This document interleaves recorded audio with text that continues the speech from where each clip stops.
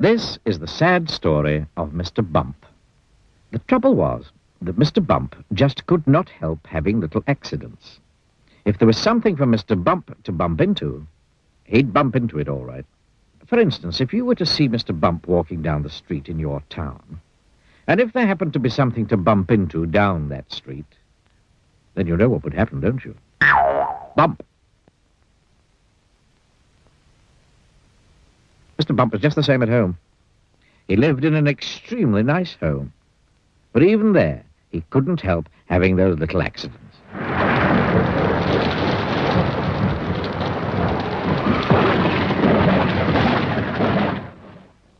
For instance, one morning when Mr. Bump went outside his house, he noticed that the chimney pot had come loose in a storm the night before.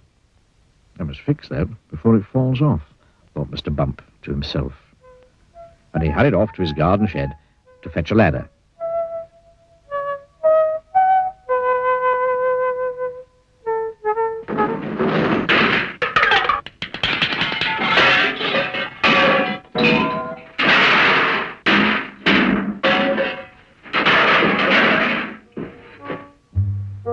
It was a very long ladder. Mr. Bump walked up the garden path with the ladder on his shoulder. He turned the corner of the garden path.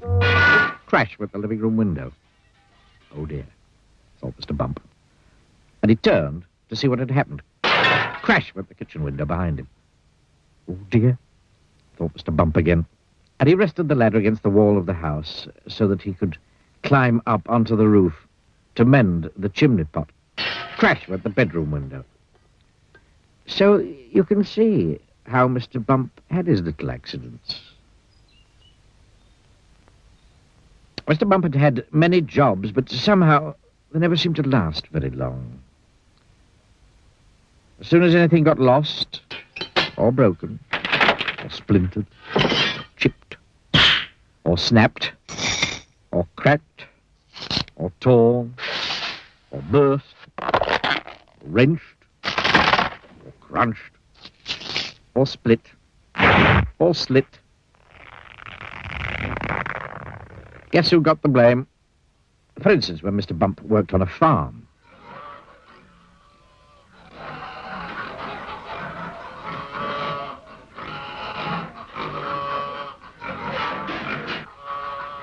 He tripped over the farm dog and spilt the milk. And the farm cat lapped it up. For instance, when Mr. Bump was a postman, he got his hand stuck in the pillar box. They had to fetch the fire brigade to come and set him free.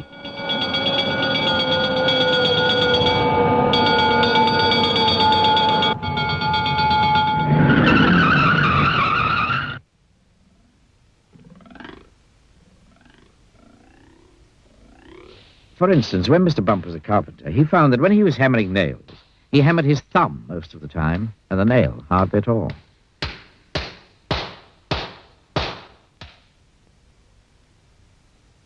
In order to recover from this series of rather unfortunate happenings, Mr. Bump decided to go away for a holiday. There, he could think about what sort of job he could do where he wouldn't be such a nuisance to everybody. So he set off to the station to catch a train to the seaside.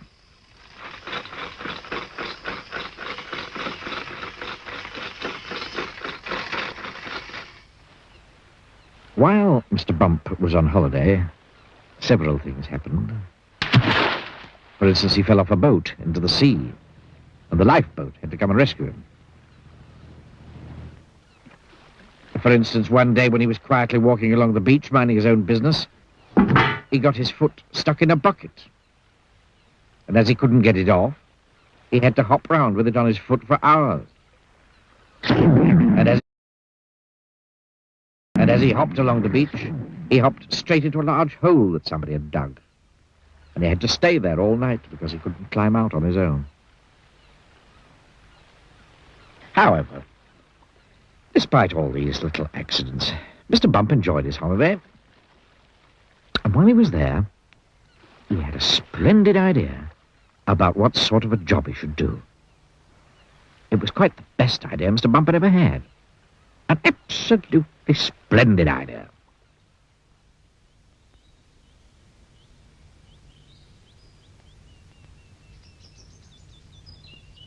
And now, Mr. Bump works happily for Mr. Barley, the farmer.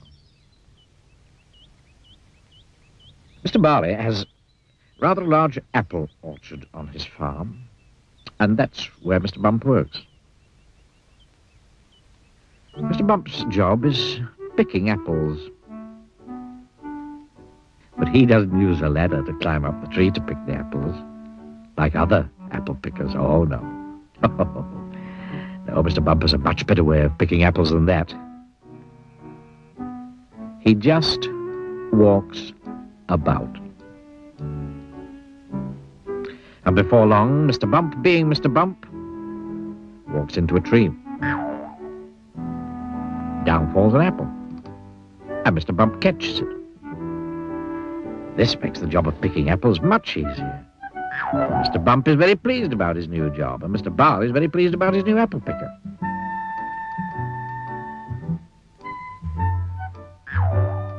So, you see, the story of Mr. Bump isn't such a sad story after all, is it? Ooh, ooh.